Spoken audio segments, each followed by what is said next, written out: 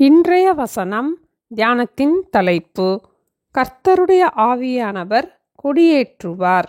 ஏசாயா 59 அதிகாரம் 19 வசனம். வெள்ளம் போல் சத்துரு வரும்போது கர்த்தருடைய ஆவியானவர் அவனுக்கு விரோதமாய் கொடியேற்றுவார். கொடியேற்றுவது வெற்றியை குறிக்கிறது. ஆங்கிலேயர்களின் அடிமைத்தனத்திலிருந்து இந்திய நாடு சுதந்திரம் பெற்றபோது சென்னையில் உள்ள செயின்ட் ஜார்ஜ் கோட்டையில் ஆங்கிலேயர்களின் கொடி இறக்கப்பட்டு இந்திய தேசத்தின் கொடி ஏற்றப்பட்டது. அந்த இடத்திலுள்ள நிலம், மக்கள், அரசு இந்திய நாட்டிற்கு சொந்தம் என்பதை உறுதிப்படுத்தும்படியாக இந்திய தேசத்தின் கொடி ஏற்றப்பட்டது. இதுபோல நம்முடைய இருதயத்தின் சிங்காசனத்திலே வீற்றிருக்கிற கர்த்தருடைய ஆவியானவர் நமக்காக ஜெயக்கொடியை ஏற்றுவார். அது வெள்ளம் போல வருகின்ற சத்துருவின் சேனைக்கு விரோதமாக காணப்படும். நம்முடைய வாழ்க்கையில் போராட்டங்கள் வெள்ளம் போல வரும்போது நம்மிலிருக்கும் பரிசுத்த ஆவியானவர் நம் பட்சத்திலிருந்து நமக்கு ஜெயத்தை கொடுக்கும்படி நமக்காக கொடியேற்றுவார்.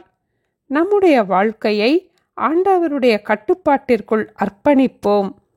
அவரையே பற்றி கொண்டிருக்கும் நம்மை அவருக்கு சொந்தமானவர்களாகவே வைத்து நம்மை பத்திரமாக பாதுகாப்பார். உலகத்தில் இருக்கிற எல்லா வல்லமைகளிலும் நம்மிலிருக்கிற ஆண்டவர் பெரியவர். சேனைகளின் கர்த்தர் நம்மோடு இருக்கிறார். யாக்கோபின் தேவன் நமக்கு உயர்ந்த அடைக்கலமானவர். நம்முடைய போராட்டமான சூழ்நிலைகளில் நமக்கு ஜெயம் கொடுக்கிற தேவனையே நாம் உறுதியாக பற்றி கொள்வோம். அவரே நம்முடைய வாழ்க்கையில் நமக்கு ஜெயம் தந்து நம்மை வெற்றி சிறக்க பண்ணுவார்.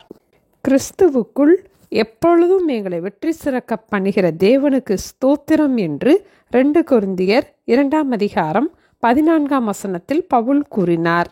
எப்பொழுதும் நம்மை வெற்றி சிறக்க பண்ணுகிற கர்த்தருடைய கரங்களில் நம்மை முழுவதுமாக அர்ப்பணிப்போம். வெள்ளம் போல சத்துரு வரும்போது கர்த்தருடைய ஆவியானவர் அவனுக்கு விரோதமாய் கொடியேற்றுவார். ஜெபிப்போமா?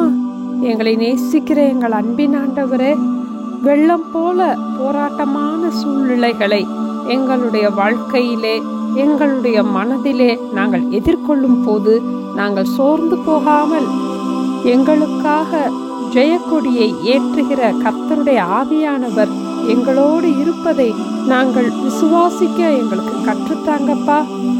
எங்களை வெற்றி சிறக்க பண்ணுகிற கர்த்தருடைய ஆவியானவருடைய கைகளில் எங்களை முழுவதுமாக அர்ப்பணிக்கிறோம் ஆண்டவரே.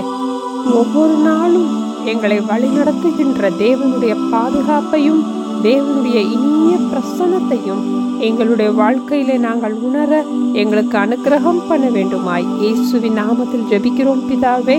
ஆமேன். Thank you. Have a blessed day.